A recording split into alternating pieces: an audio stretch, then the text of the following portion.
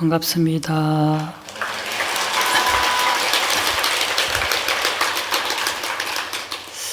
여전히 목이 안 들어옵니다. 오전에 했던 본문 기억하시나요?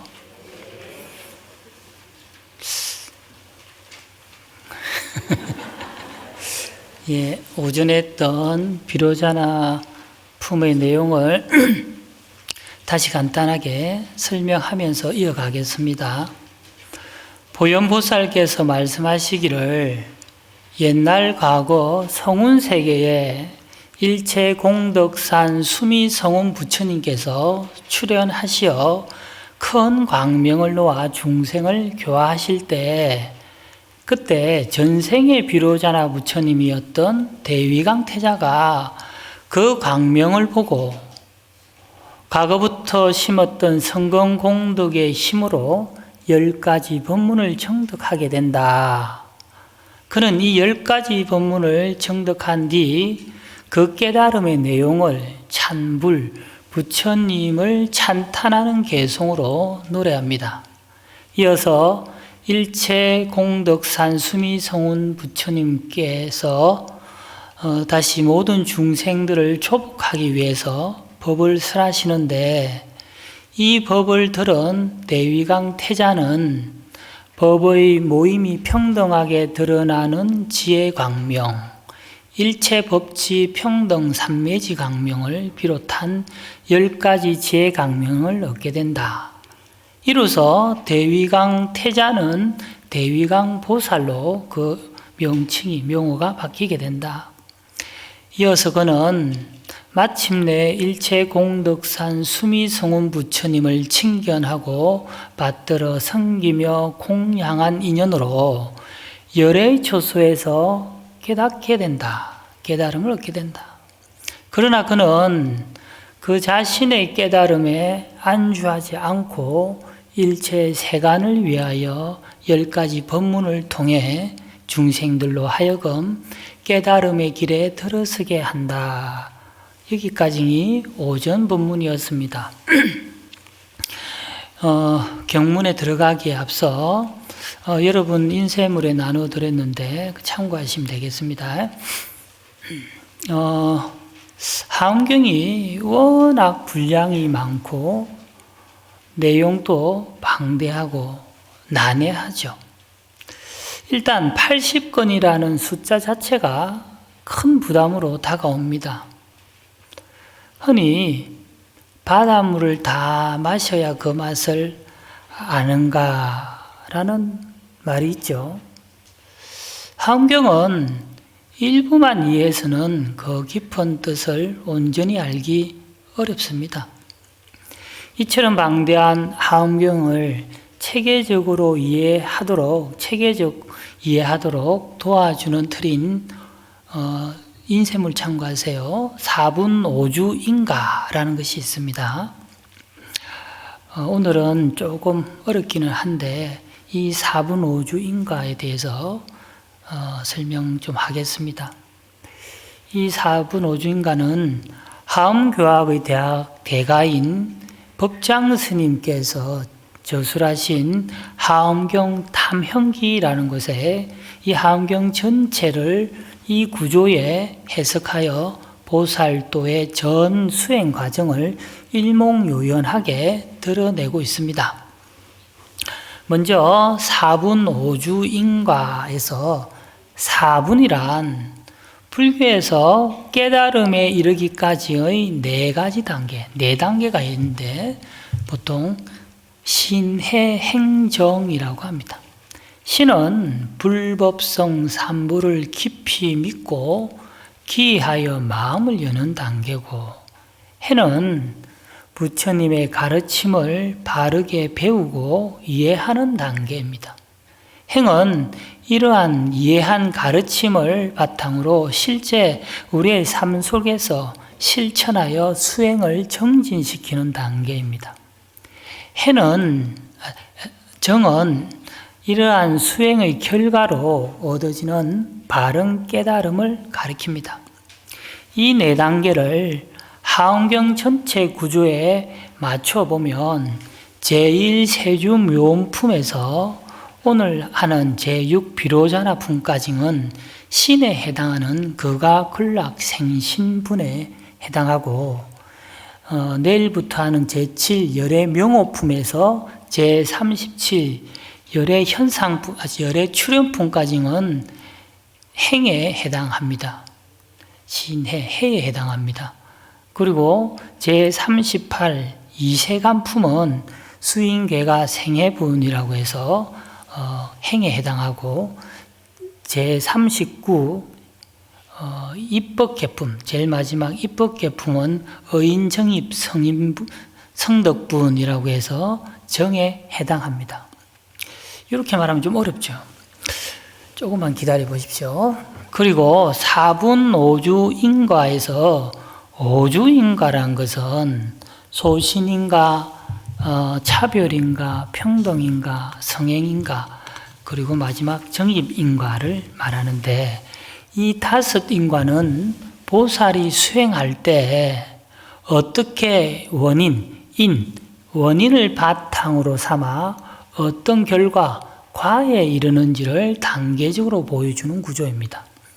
즉 4분의 신해 행정과 5주의 이 5인과가 서로 배대하여 짝지어서 이루어지는데, 수행자가 믿음을 일으켜 마음을 열어 가르침을 이해하고 해 실천하여 마침내 깨달음에 이르는 과정을 전체적으로 보여주는 겁니다. 이것이 바로 4분 5주 인가의 핵심적인 구조입니다. 제가 오늘 맡은 제6비로자나품은 4분 5주 인가 가운데 4분에서는 첫째인 단계인 극악근락생신분에 해당하고 5주 인가에서는 첫 번째인 소신인가주에 해당합니다. 극악근락생신분이 뭔 말이냐? 결과를 들다, 결과로 들어 보임으로써 그 결과가 주는 이로움을 통해 수행을 근하여 기쁨을 일으켜 그로 인하여 신심이 생기도록 이끄는 단계라는 뜻입니다. 쉽게 말해서 초발심자에게 수행하면 이러한 가부가 생깁니다 하고 먼저 그 결과 가부를 보여줌으로써 자연스럽게 신심이 일어나도록 해주는 단계라는 겁니다.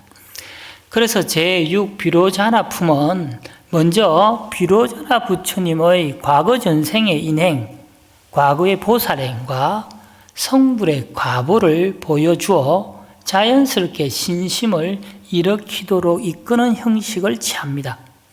이는 마치 연꽃을 심기 전에 활짝 핀 연꽃을 먼저 보여줘 나도 저런 연꽃을 펴야겠다는 마음이 저절로 생기게 하는 것과 같은 이치입니다. 이와 같이 비로자나 부처님은 과거에 대위강 태자의 모습으로 나타나 여러 부처님을 칭견하고 찬탄하며 공양하고 그 가르침을 따라 법을 깨달아 성불에 나아가는 존재로서 묘사되고 있습니다. 이 장면이 바로 극악근락생신분의 구조입니다. 즉 성불의 과보 비로자나불 먼저 보여주어 수행을 근하고 기쁨을 일으켜 그로 인해 신심을 일으키는 흐름을 보여주는 것이다. 이 때문에 비로자나 품은 5주인가 가운데 첫 단계인 소신인과 곧 열애의 인행과 과덕을 통해 무엇을 믿어야 하는가라는 단계를 밝혀주는 부분에 해당합니다. 자, 경문을 같이 독송하겠습니다.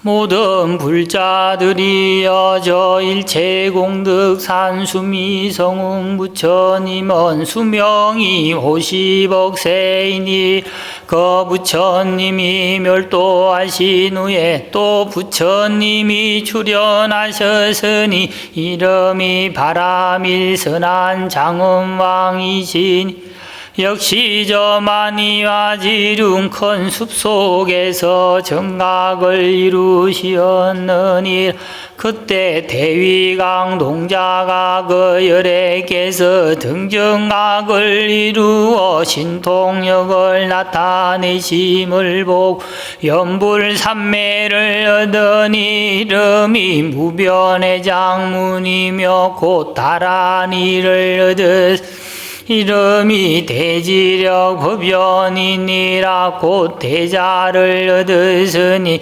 이름이 보수중생 조복 도탈이며 곧 대비를 얻으으니 이름이 변보일체 경계운이며 곧 대의를 얻으으니 이름이 일체 불공덕 해위력장이 곧 대사를 얻으으니 이름이 법성우공 평등 정정이니 곧 반야바라미를 얻으으니 이름이 자성이구 법계 정정신이 곧 신통을 얻으으니 이름이 무해강 무수연임 곧 변제를 얻으으니 이름이 선입이구연이 곧 지혜 강명을 얻으으니 이름이 일체 불법 청정장이니 이와 같은 십천법문을 모두 통달하였느니라.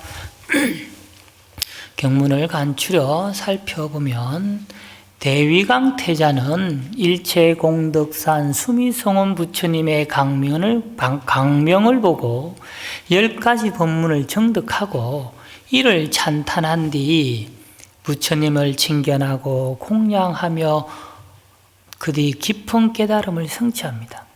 그때 대위강태자가 보살로 있는 동안 모셨던 일체공덕산 수미성원 부처님은 50억 세라는 수명을 마치고 열반에 드십니다. 그 뒤를 이어 바람일선한 장엄왕 부처님이 똑같은 만이화지륜의 큰 숲에서 다시 출현하셔 정각을 이루신다. 바로 그때에도 대위강태자는 그 자리에 있었으며 바람일선한 장엄왕 부처님이 정각을 이루고 신통을 나타내 보이시는 모습을 보고는 깊은 감명을 받게 됩니다. 이 인연으로 그는 연불삼매와 다란이를 비롯한 대자, 대비, 대의대사의 사무량심과 반야바라밀, 신통, 변제, 지혜강명 등 보살교화의 근본이 되는 10가지 법문을 정득합니다.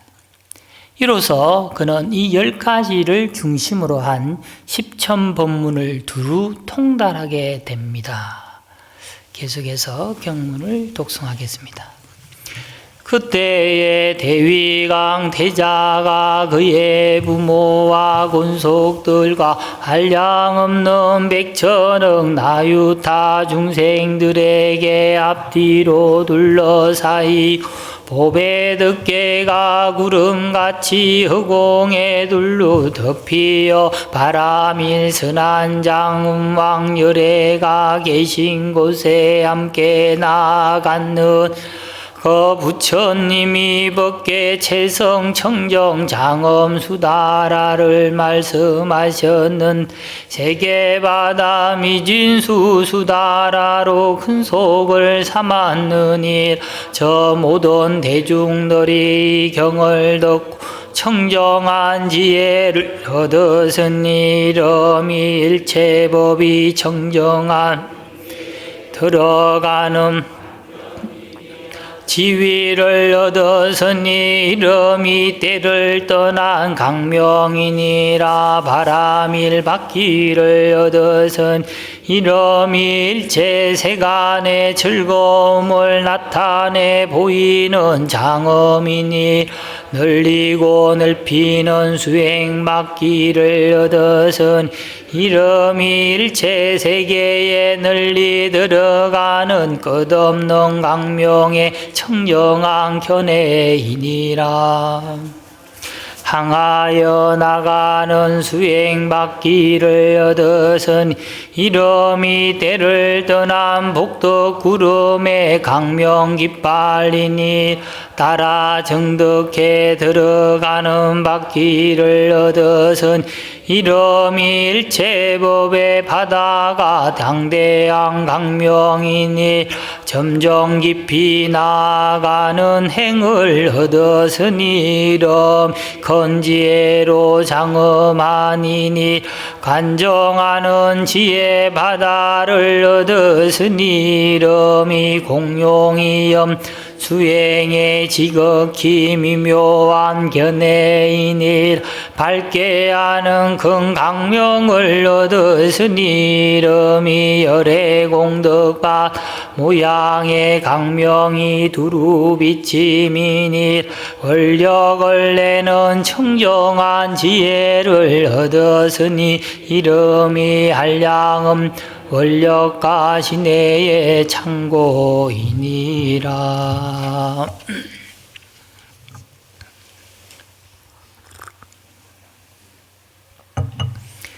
계속해서 경문을 간추려 살펴보면 이미 십천법문을 두루 통달한 대위강 태자는 부모와 근속 그리고 헤아릴 수 없이 많은 중생들에게 둘러싸여 바람일 선한 장엄왕 열애가 계신 곳으로 함께 나아갑니다.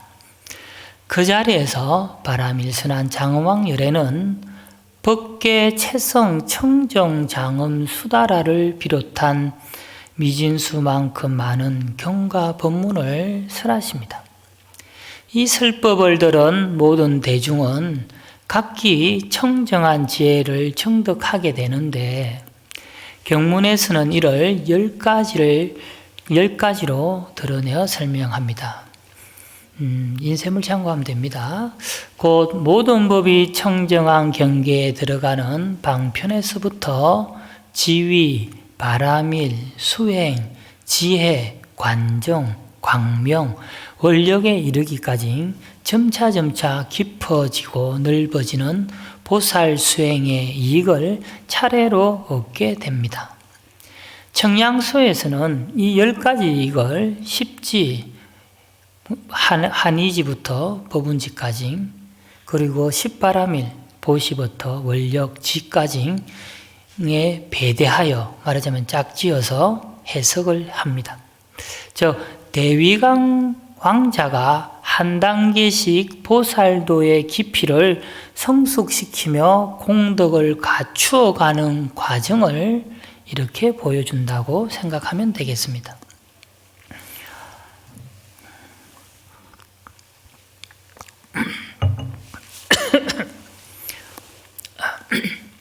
여러분, 통도사는 상노전, 중노전, 하노전으로 이루어진 3원식 가람 배치를 갖추고 있습니다.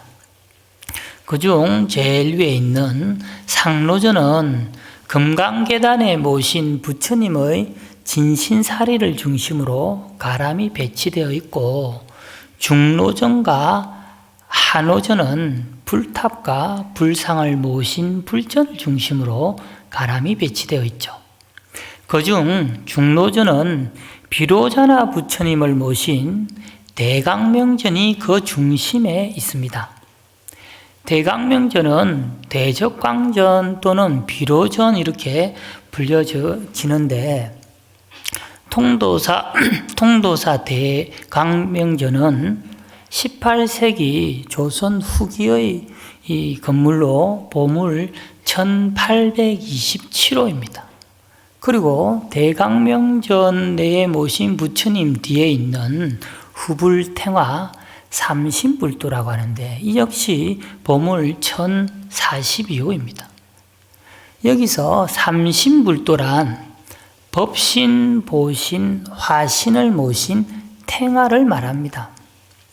이는 하엄경의 삼신불 사상에서 유래한 것으로 중앙에 법신인 비로자나 부처님을 중심으로 왼쪽에는 보신이신 노사나 부처님, 오른쪽에는 화신이신 석가모니 부처님을 배치하는 형식입니다. 주로 비로자나불, 노사나불, 석가모니불을 한 폭에 함께 그리는 것이 보통인데 통도사 대강명전에서는 이 세 분을 각각 세 쪽으로 나누어서 모셨습니다.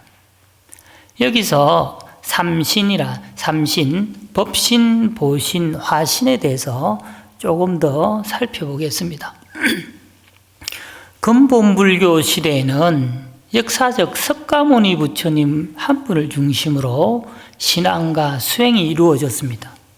그 이후로 400~500년이 지난 이후 대성불교가 전개되면서 교리는 점차 심화되고 확대되고 되어서 과거, 현재, 미래의 삼세불 사상과 법신, 보신, 화신의 삼신불 사상, 나아가서는 시방세계에 무량한 부처님이 존재한다는 다불간 사상으로 발전하게 됩니다.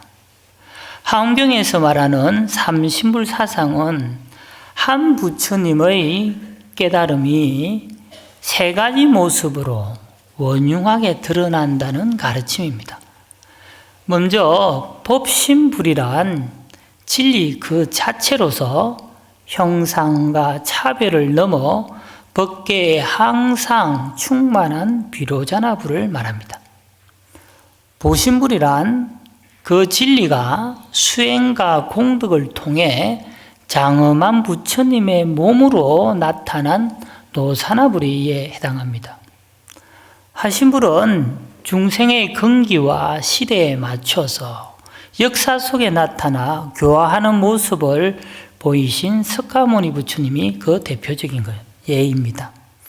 이처럼 세 가지의 몸이지만 삼신은 서로 다른 모습으로 드러나지만 본질은 하나의 깨달음이다 라고 생각하시면 되겠죠. 이를 좀 더 쉽게 설명하면 법신, 보신, 화신, 삼신불의 관계는 마치 달에 비유하면 잘 이해할 수 있습니다. 법신불은 하늘에 떠 있는 달 그 자체와 같습니다. 달은 언제나 그 자리에서 온 세상을 비추고 있죠. 이는 곧 변하지 않는 진리 그 자체인 법신불을 뜻합니다. 보신불은 달에서 흘러나오는 밝은 달빛에 비유할 수 있습니다. 달빛은 달과 다르지 않지만 달 그대로도 아닙니다. 즉 달빛은 달의 속성인 빛과 장엄의 모습으로 드러납니다. 이 달빛은 밤하늘과 산과 들과 바다에 환히 밝혀줍니다. 이처럼 보신불은 법신불의 진리가 수행과 공덕을 통해 장엄한 부처님의 몸, 불신으로 나타난 부처님입니다. 화신불은 그 달빛이 물 위에 비춰지는 모습과 같습니다. 같은 달빛이라도 바다, 강, 연못, 거룩 속에 비춰지는 그 달이 다 각각 다르게 나타나듯 화신불은 중생의 근기와 시대, 환경에 따라 다양한 천백억의 모습으로 나타나십니다. 통도사 대강명정과 삼신불도는 조선 후기 불교를 대표하는 건축가 불화로서 역사적 가치가 높을 뿐만 아니라 화엄적 세계관과 삼신불 사상을 장엄하고도 깊이 있게 드러내고 있습니다. 저는 언제나 정멸보궁에서 절기도를 마친 뒤 각 정각을 차례로 돌며 마지막으로 대강명전에 들어가서 참배를 합니다. 어둠이 가시지 않은 이런 새벽, 사람 아무도 없는 텅 빈 그 공간에서 서면 이루 말할 수 없는 고요한 적정 가운데 비로자나 부처님의 대강명을 느낄 수 있어서 저는 너무너무 좋아하는 정각입니다. 통도사를 찾는 이라면 반드시 이곳에 들러 참배하여 법계에 두루 비치는 비로자라 부처님의 지혜 강명을 마음 깊이 체득해 보시기 바랍니다. 자, 경문을 계속 독송하겠습니다. 개송이네요. 자, 합장하시고.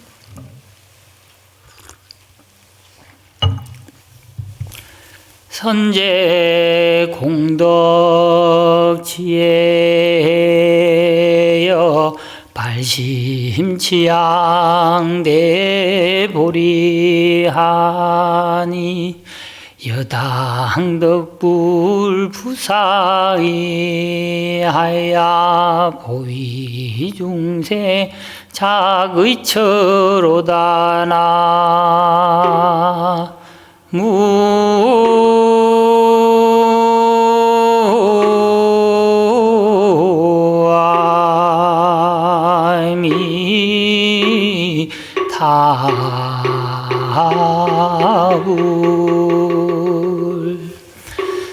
선제공덕 지혜하여 훌륭하도다 공덕과 지혜 받아요 발심치양 대보리하니 발심하여 큰 깨달음에 나아가니 여당 덕불 부사의하야 그대는 마땅히 부처님의 불과 사의를 얻어서 당이 중생 작의 처로다 널리 중생을 위하여 어지처가 되리라.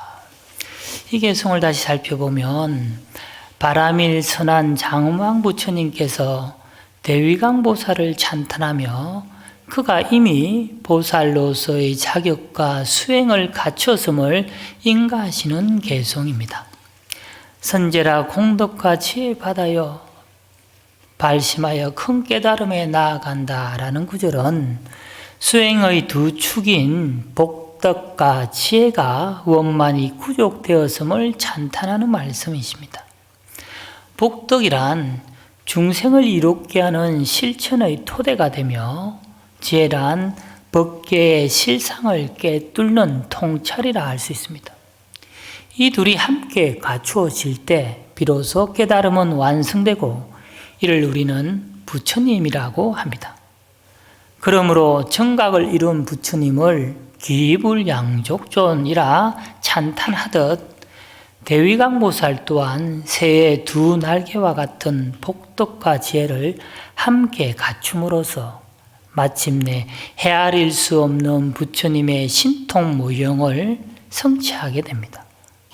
그리하여 그는 자신의 깨달음에 머무르지 않고 널리 일체 중생의 어지처가 되는 보살행을 완성해 나아가게 됨을 이 개송은 밝히고 있습니다. 여기서 발심하여 큰 깨달음에 나아간다는 구절은 회양의 의미를 분명하게 드러내고 있습니다. 회양이란 회소향대, 작은 것을 돌려 향대, 크게 나아간다. 혹은 회전치양의 줄임말로 자신이 닦은 작은 공덕을 돌려 일체 중생에게 회양하고 보리 깨달음에 회양하며 나아가 진여법성 실제에 회양합니다. 그래서 추구문에서는 이를 말할 때 회양삼처 실원만이라고 하는 뜻이 바로 이 뜻입니다. 비록 오늘 우리가 지연공덕이 아무리 미미할지라도 원력을 품고 살아간다면 부처님의 가피력 속에서 그 공덕은 불가사의한 결실로 맞게 됩니다. 여기에서 잠시 한 가지 제 개인 인연담을 덧붙이자면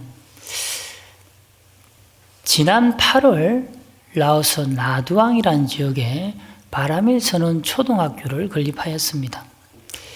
이렇게 학교를 세우게 된 배경은 불교 국가인 라오스에 해마다 교회와 미션 스쿨이 아주 빠르게 증가하는 현실을 보면서 부처님의 학교를 세워 불교 인재 유출을 막아야겠다라는 절실한 마음에서 시작되었습니다. 지금으로부터 3년 전 이란 원력을 세운 뒤 라오스 학교 건립을 위한 108남자 순례 기도라는 현수막을 내걸고 홍보하며 순례단을 모집하였습니다. 그렇게 3년간 이어진 108남자 순례로 인해 생긴 수익금 전액과 스님들과 신도님들의 정성어린 보시가 하나하나 모여 마침내 라오스의 나두왕 바라밀선언 초등학교라는 큰 결실을 이루게 되었습니다. 처음은 개인의 작은 발심에서 출발했지만 시간이 흐르면서 많은 동참자가 늘어났고 마침내 모든 이들이 원력의 보살이 되어 바라밀행을 실천하는 그런 결과를 맞게 되었습니다. 이는 한 사람이 지은 작은 공덕일지라도 여러 사람이 마음을 함께 모아 회향하면 세상을 이롭게 하는 큰 결실로 전환될 수 있음을 분명히 보여주는 사례라고 할 수 있습니다.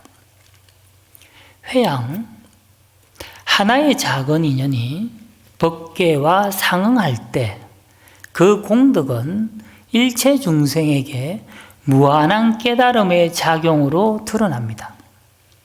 여러분, 비록 자신이 지은 조그만한 공덕일지라도 그 공덕을 세상에 회양하며 주변을 밝히는 선한 영향력을 끼치는 보살로 살아가기를 기원드립니다.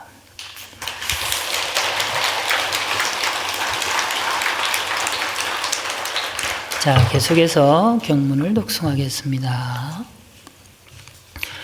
모든 불자들이여 바라밀선한 장엄왕열애께서 열반에 드시고 시견선의 왕이여서 또한 세상을 버리신 대위강동자가 전륜왕의 지위를 이어받았느니라. 저만이 화지륜 큰 숲 가운데 제3열애가 세상에 출현하시 이름이 재성공덕회이시니라. 그때의 대위강 연륜승화 저 열애가 성불하시는 모습을 보고 그의 근속들과 사병과 두성과 마을 모든 인민과 더불어 칠보를 가지고 함께 부처님 계신 곳에 가서 온갖 향만이로 장엄한 누각 부처님께 받들어 올렸느니 그때에 저 열애께서 만이와지륜 큰 숲 속에서 보안보안 광명행수다라를 말씀하시니 세계미진수수다라 그 근속을 삼았느니라. 그때에 대위강보살 이 법을 듣고 나서 삼매를 얻었으니 이름이 대복도 보강명이니 이 삼매를 얻은 가닥에 일체 보살과 일체 중생의 과거 현재 미래 복덕과 복덕이 아닌 바다를 모두 능히 밝게 알았느니라. 경문을 간추려 살펴보면 두 번째 바라밀 선한 장엄왕 열애께서 열반에 드신 뒤 세속의 왕인 희견 선의 왕도 곧 대위강 태자의 아버지 부왕입니다. 또 세상을 떠나십니다. 이에 대위강 태자 동자가 왕위를 이어 전륜승왕이 됩니다. 그 후 만이화지륜이라는 이름의 큰 숲에서 세 번째 열애가 세상에 출현하시는데 그 명호가 채성공덕회 열애이십니다. 채성공덕회란 모든 공덕 가운데 채성, 가장 수승한 공덕이 해, 바다와 같이 한량없음을 상징하는 이름입니다. 이 채성공덕회 부처님께서 만이 화지륜 큰 숲에서 보살보안 강명행 수다라를 설하시고 이 경을 들은 대위강보살은 곧바로 대복덕 보강명 삼매를 정득합니다. 이 삼매는 단순히 복을 많이 씌어설 이룬 삼매가 아니라 복덕의 실상과 그 작용을 강명처럼 꿰뚫어보는 지혜의 삼매입니다. 불교에서 복은 유루복과 무루복으로 나누어집니다. 여기에서 루라는 말은 샌다, 셀루자, 샌다는 뜻으로 유루복이란 새는 복, 결국 소멸하고 마는 세간의 복을 말하고 무루복이란 새지 않는 복, 곧 제법 실상의 이치를 깨달아 새지 않는 수성한 공덕을 말합니다. 대위강보살은 이 대복덕 보강명삼매에 들어감으로써 일체보살과 일체중생이 과거, 현재, 미래에 지은 행위 가운데 무엇이 참된 복덕이며 무엇이 복덕이 아닌지를 그 원인과 결과까지 분명히 알게 됩니다. 쉽게 말하자면 세간의 중생들은 우리들은 자신의 행위가 복이 되기를 바라며 살아가지요. 그런데 그 행위가 실제로 탐욕에서 비롯된 것인지 혹은 지혜와 자비에서 나온 것인지를 스스로 분별하지 못합니다. 그러므로 비로자나 품에서 대위강보살이 정득한 이 삼매는 중생의 이러한 혼미함을 깨뚫고 참된 복덕으로 이끌 수 있는 보살행의 안목이 완성되었음을 보여주는 것입니다. 나아가 참된 복이란 복을 짓는 수행에 머무는 것이 아니라 복덕의 실상을 깨뚫어 보는 보살의 지혜에 있음을 알아야 하겠습니다. 자, 경문을 또 읽겠습니다. 모든 불자들이 여저 만이와 지륜 건수 가운데서 다시 부처님이 출현하시니 이름이 명칭 보문연한당이시니라. 그때의 대위강보살 여기에서 목숨을 마치고 수미산 위에 적정 보궁 전성 가운데 되어 건하늘 왕이 되었으니 이름이 이구복덕 땅이었느니라. 그때에 저 열애계 대중들을 위하여 강대방평보문 변조 수다라를 말씀하시니 세계바다 미진수 수다라로 근속을 삼았느니라. 그때에 천황의 대중이 경을 듣고 삼매를 얻었은 이름이 보문한의장이니라. 삼매의 힘으로 능히 일체법 실상바다에 들어갔느니라. 이러한 이익을 얻고 나서 도량에서 나와 본래의 젖소로 돌아갔느니라.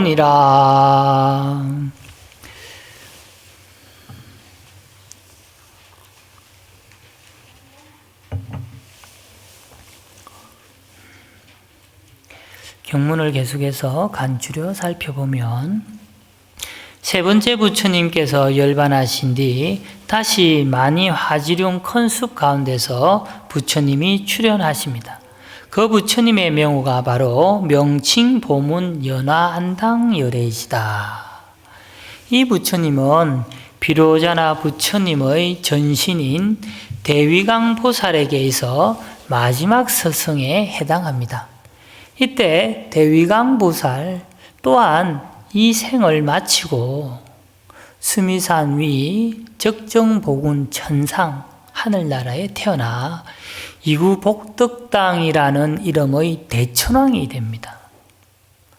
그때 명칭보문 연화당 열애께서 대중을 위하여 광대방편 보문변조 수다라를 연설하시니 이를 들은 이구복덕당 대천왕 곧 전생의 대위강부살이죠.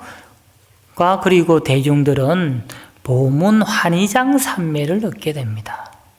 이 보문환희장 삼매의 힘으로 그는 일체법의 실상바다에 들어가게 됩니다. 여기서 일체법의 실상바다에 들어간다라는 말은 곧 모든 존재가 지닌 차별을 떠나 있는 그대로의 참된 모습인 실상을 온전히 깨달았음을 뜻합니다. 이었고 이 이구복덕당 대천왕과 대중들은 이러한 이익을 얻은 뒤 도량을 나와 본래의 처소로 돌아갔다. 곧 이것을 가리켜 환지본체했다라고 합니다. 환지본체란 깨달음을 얻고 그 자리에 머무는 것이 아니라 다시 세간으로 돌아와 중생들도 또한 그 깨달음의 세계로 이끌고자 하는 보살행의 전형을 말합니다. 이와 같이 대위강보살은 여러 생을 걸쳐 끊임없이 수행을 쌓고사 깨달음을 해양하는 보살행을 반복함으로써 마침내 비로자나 부처님으로 성불하게 됩니다. 여기까지가 오전에 이어서 비로자나 품 전체의 내용입니다. 끝으로 제6 비로자나 품의 전체적인 내용을 다시 한 번 더 살펴보고 마치도록 하겠습니다. 비로자나 품은 비로자나 부처님의 과거 인행 곧 보살행과 그로 말미암은 성불의 가보를 밝히는 품입니다. 이 품은 보현보살이 설주가 되어 과거 성음세계에 일체 공덕 수미산 성운 부처님께서 출연하시어 큰 강명을 놓아 중생을 교화하실 때 비로자나 부처님의 전신인 대위강 태자가 그 강명을 보고 옛적부터 심어온 성근 공덕의 힘으로 깨달음을 얻게 되는 장면에서부터 시작됩니다. 이후 대위강 태자는 여러 부처님을 차례로 칭견하며 찬탄하고 공양하는 가운데 생을 거듭하며 끊임없이 보살행을 닦아 나가 마침내 비로자나 열애가 되신다. 그러므로 비로자나 품은 단순한 전생담이나 인연담이 아니라 비로자나 부처님의 전생에 어떠한 인연으로 어떻게 보살행을 하여 법신불이 되었는지를 상징적으로 보여주는 품이라 할 수 있겠습니다. 덧붙여 말하자면 하엄경에서 비로자나 부처님이 그 중심에 놓인 이유는 하엄의 세계관이 부처님이 역사적 모습에 머무르지 않고 법계 전체를 관통하는 진리 그 자체를 드러내는 데 있기 때문입니다. 법신불로서의 비로자나 부처님은 시간과 공간을 초월하여 언제나 법계에 충만해 계시며 모든 부처님과 중생 그리고 모든 현상과 공덕의 근원이 바로 비로자나 부처님이기 때문입니다. 다시 말해서 법계 전체가 곧 부처님의 몸이며 법계 전체가 비로자나 부처님의 설법임을 드러내기 위해 하엄경은 비로자나 부처님을 그 중심에 두고 있는 것입니다. 이상으로 제6 비로자나 품의 강수를 모두 마치겠습니다. 아무영산